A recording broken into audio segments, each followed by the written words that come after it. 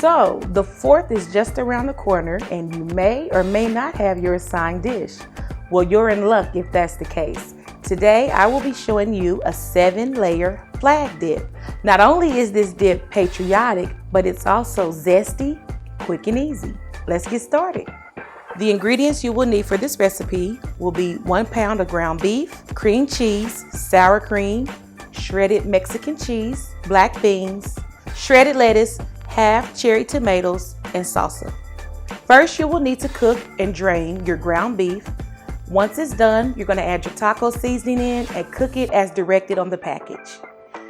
When the meat is done, we're going to let that cool. Now we're ready to make our cream cheese spread. You're going to take 1 block of cream cheese, an 8-ounce cup of sour cream, 1/3 cup of salsa, mix it together, and then you're going to spread it evenly in the bottom of the 13x9 dish. Next, we're going to take our ground beef and we're going to lay it evenly on top of our cream cheese spread. And then we're going to follow that up by 1 cup of your shredded cheese and lettuce.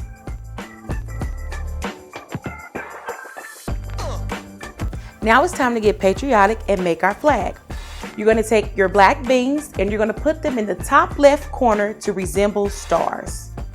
If you don't like black beans or you want to add some more taco flavorings, sliced black olives will be a good addition to this. Now we're going to use our half tomatoes and the remainder of our cheese to make our stripes.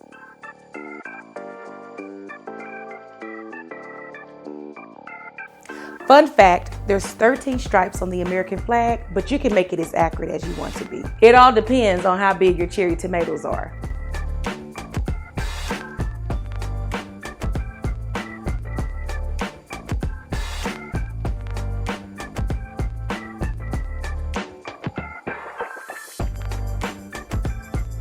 What did I tell you? Quick and easy. The only thing you need to do now is refrigerate this dish for 30 minutes, and you'll want to do that so that the flavors can meld together, so that cream cheese spread will set and it will hold when you're cutting and serving. Another thing I want to let you know, if you don't eat ground beef, you are more than welcome to use ground chicken, turkey, pork sausage, whatever you would like. If you want to go vegetarian, you can use black beans instead of the meat and use olives as the stars. I'm getting ready to serve this up. Thank you guys for joining me in my kitchen.